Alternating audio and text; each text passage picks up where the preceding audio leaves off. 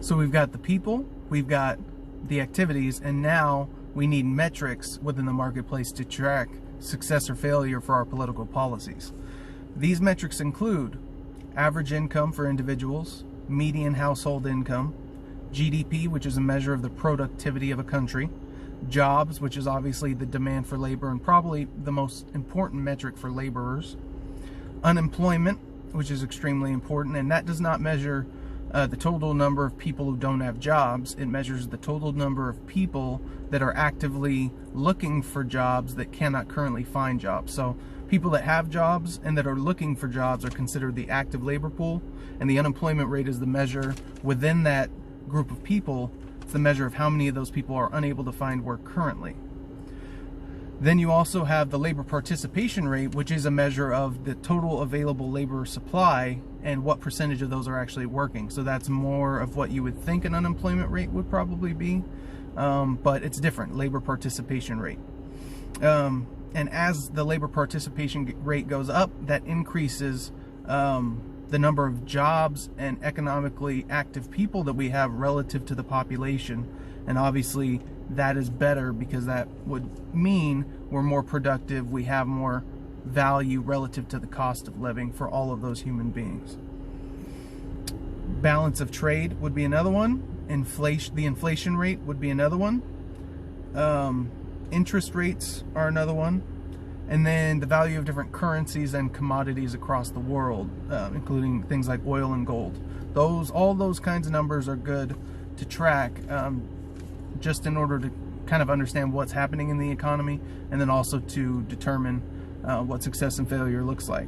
You want higher GDP growth rates, and those are reports on GDP growth are given out quarterly and annually, and I encourage you to pay attention to both, because paying attention to the quarterly numbers will give you a more nuanced view than paying attention to just the annual numbers, but both are good.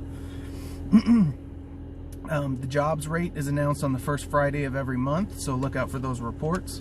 And also there are corrections usually in those reports, meaning in the previous months jobs were too low, jobs were underreported, and so they have to correct for that.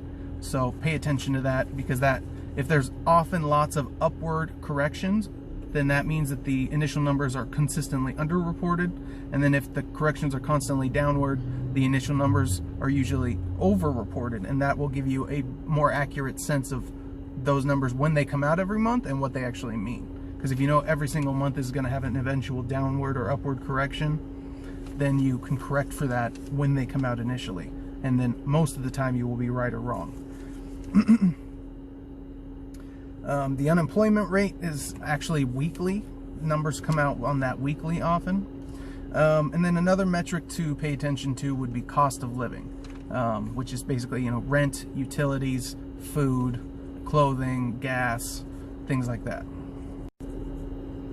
The labor participation rate is something that you generally want to see having an upward trend as time goes on, but you can't force people to work, so sometimes that might not always be the case. But if there is a decreasing trend, you can usually attribute it to something. But if it's kind of zigzag, it is what it is.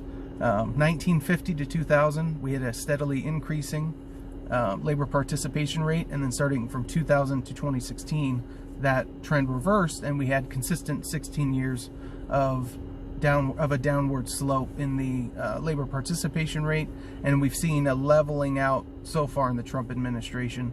And in 2, 3, 4 years, we'll see where, if he's still in office, we'll see where he gets us in time. Obviously, we want a low unemployment rate, we want decreasing cost of living, and we want a rising average income and a rising median household income, because you can have a rising average income because the rich are getting richer, but that doesn't necessarily correlate to the average person. But the median household income will give you a measure of the sort of average Joe's household and what they're making. And so growth in that number particularly is very, very, very, very, very, very, very important.